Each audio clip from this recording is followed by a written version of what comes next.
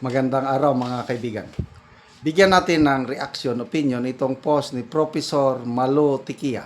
Sabi niya, I said then, there is direct correlation on the depth of approval and trust of the leader because of spokes. Leader meaning ang Pangulo, ang spoke si Auntie Claire. Magkadugtong daw yan. Bumababa ang ratings ng Pangulo dahil sa kanyang spokesperson. Do you agree? Ako, totally agree. Now, sabi niya, may panibago. Now, another factor is the NBI head. What's further fall? Maliban kay Auntie Claire, dagdag na magpapabagsak sa Pangulo, meaning yung ratings niya, dahil kay NBI Director Melvin Matibag. Ano sa tingin nyo? Agree ba kayo? Itong opinion ni Professor Malo Tikia. Bagong post pa lang ito ha. Tingnan natin ang reaksyon ng taong bayan. Kapopost pa lang, 1,300 ang nag-react. 1,200 ang nag-like, 105 ang nag-love. Ibig sabihin, halos lahat nag-agree. Ang tumatawa lang is 10. So, 99% umuuyon. Sumasang-ayon ang netizens. Okay. Reaction.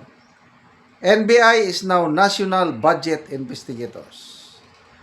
Mabababa ang trust rating, BBM be like mamumudpod ng ayuda at libreng sakay sa tren.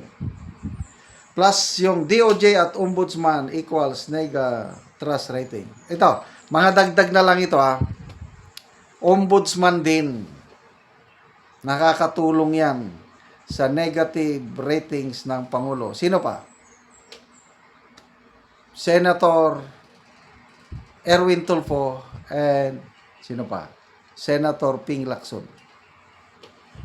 Itong ginawa ng ombudsman kay Senator Rodante Marcoleta, kinasuhan, pinakulong na. Tingnan natin. Lalong babagsak ang ratings ni BBM dyan.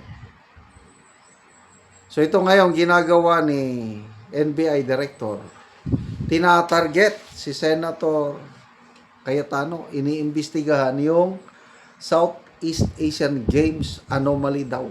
Ang tagal na no, 2019. Tapos sinasabayan ngayon ni Senator Ping Lacson at saka ni Senator Erwin Tulfo. Ginigipit nila, pinapaimbestigahan na flood control projects ni Senator Alan Peter Cayetano. Ang lahat ng ito, ang taong bayan, hindi naman mangmang ang taong bayan na hindi makapansin na there is selective justice na ginagawa na nila. Kung sino yung... Ngayon, tumahimik na si Senator Marcoleta dahil napakulong na eh.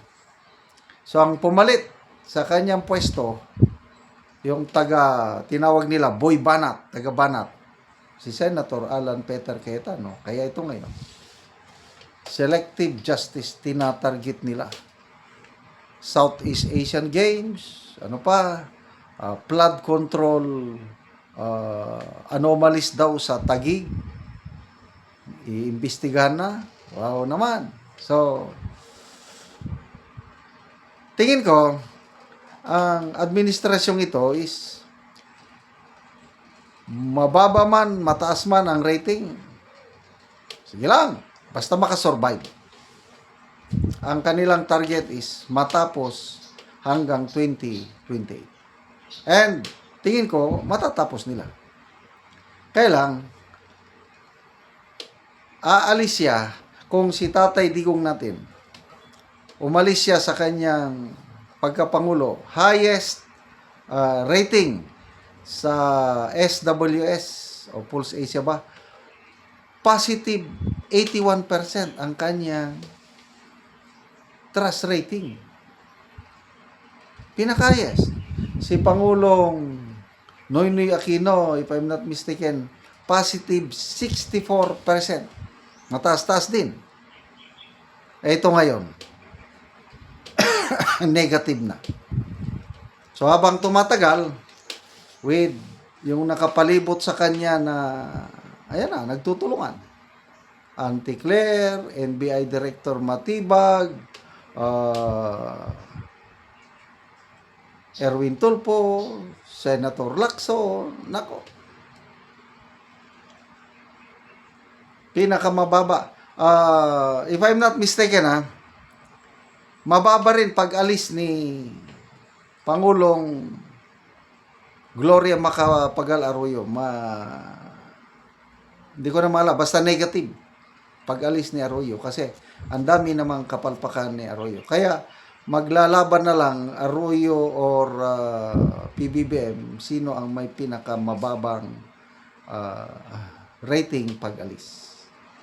But definitely, hindi nila matatalo Pinoy administration at saka Duterte administration. Ako, na nasaksihan ko yung, although may kapalpakan din ang Aquino administration, Pinoy, but more or less, may magandang yung infrastructure projects panahon niya, maganda. Meron lang siyang kapalpakan, Mamasapano, ano pa dyan, hindi naman perfecto. Wala namang perfectong administration.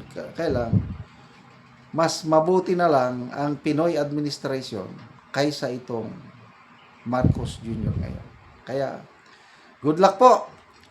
NBI Director Melvin Matibag, tinawag na boy minion ni Senator Alan Peter Cayetano. Salamat mga kaibigan sa inyong pagsubaybay sa channel nito. Nakakatulong kayo ng malaki sa tribong Talandig ng Bukidnon dahil ang sweldo natin sa channel na ito is pantulong sa tribo. Namimigay tayo ng libreng yero at pako para makapagpatayo sila ng mas maayos na tirahan. Panoorin nyo ang video na ito. Balay sa natabangan ng Bugero.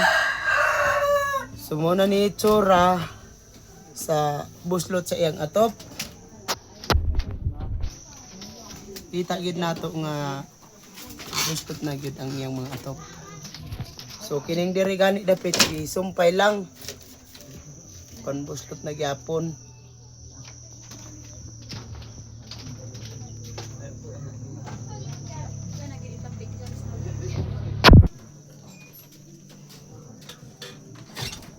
So mga dagko na gid ang buslot sa iyang atop. So karon mag-atop na ni sa gitagaan sa gihatag na mga heroes mapulian na ni karon iyang atop nga buslot na gid kaayo. Ug karon mao na ni ang hero nga among gihatag nga iatop nila karon.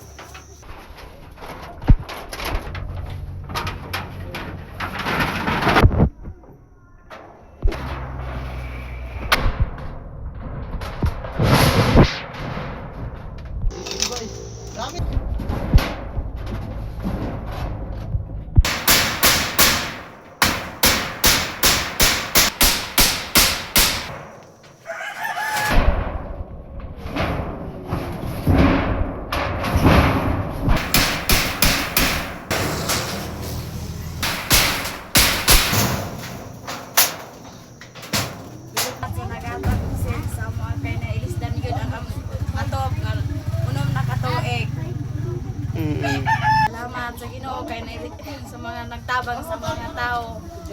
Dagang gyud salamat. Nga nag-atop na mo. Nakaatop na gyud mi og maayo nga sen kay among sen daw gyud kaayo. So karon nindot na gyud nga tan-awon. Tan-awa karon na. Humana gyud sa pag-atop.